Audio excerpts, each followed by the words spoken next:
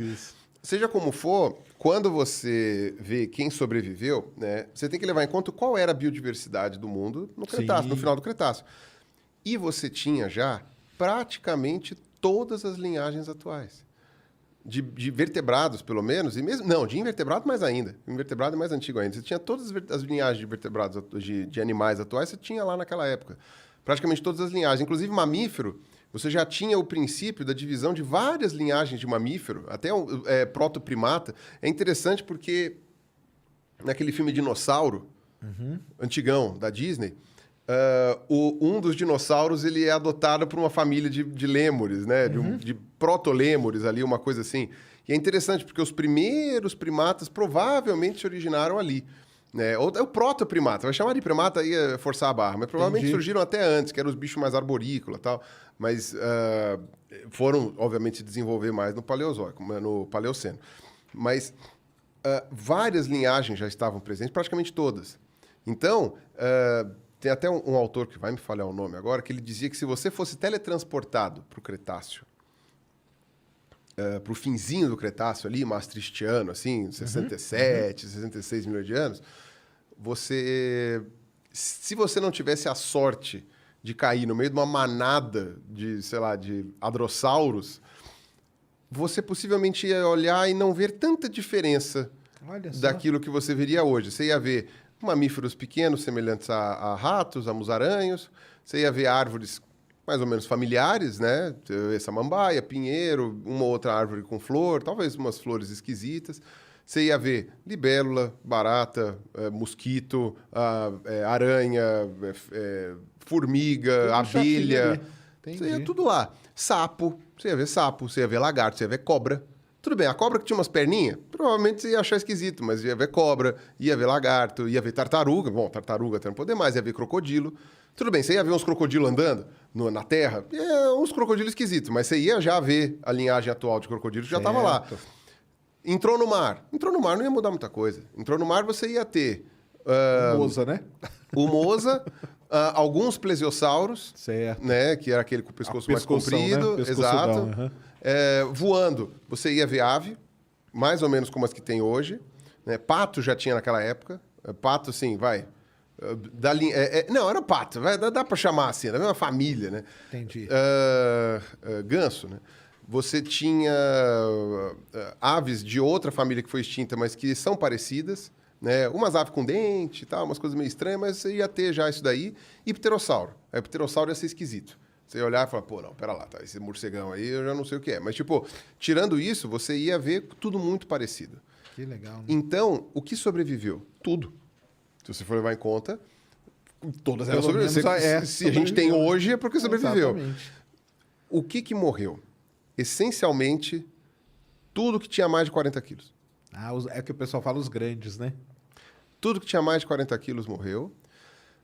O que faz todo sentido, porque o aporte de calorias necessário para manter uma criatura maior implicaria na falta dessa... não tinha mais planta, caloria, né? Exatamente. Aí porque o bicho comia planta, não tinha mais o que comer, né? Inclusive, ela é uma extinção que chama muita atenção dos paleobotânicos, por exemplo, porque as plantas, em geral, elas são afetadas em quantidade, mas não em diversidade. Certo. Por quê? Porque ela consegue ficar numa semente ali, né?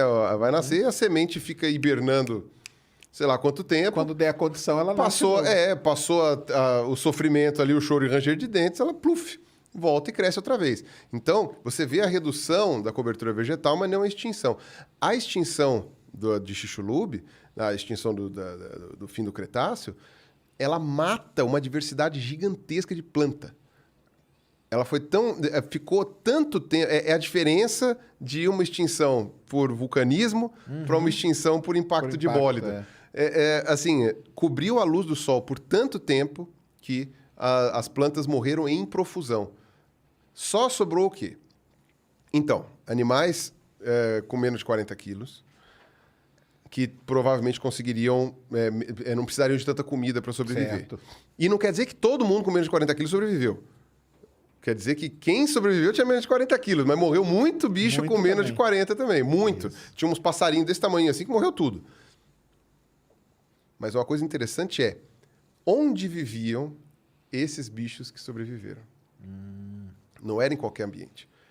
Por exemplo, a gente tem evidências por minas de carvão, por amostragem de carvão, que essencialmente todas as florestas pegaram fogo. Essencialmente tudo. A gente tem enormes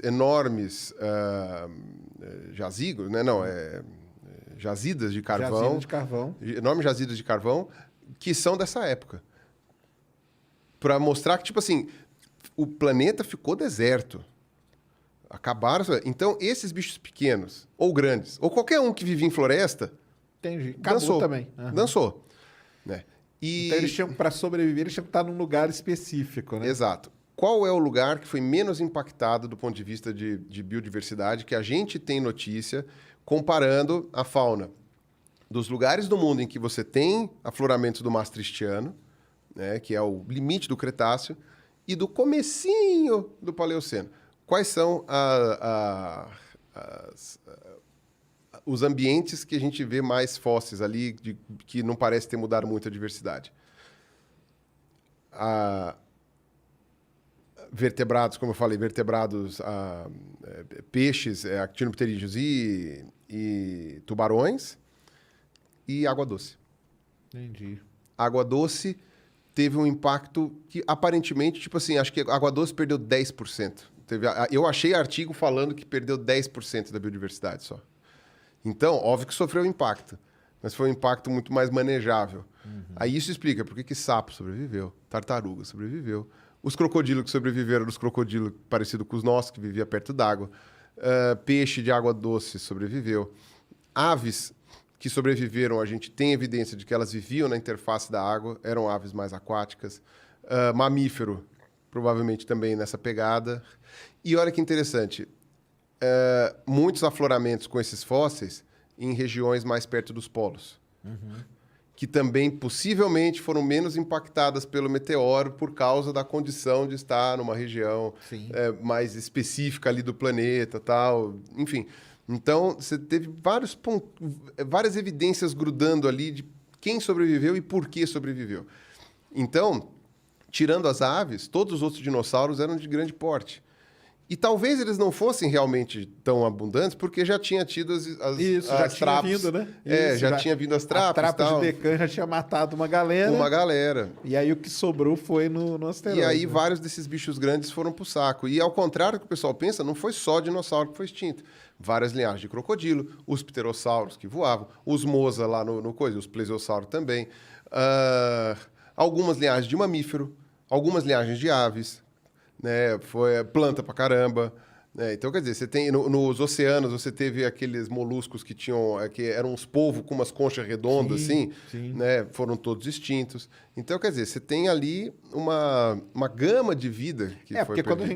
a gente fala até 75% da vida, né? Que a gente, quer dizer, tá tudo englobado ali, dinossauro e tudo isso tá junto, né? Exato. Quando fala em extinção, o pessoal fala isso, né?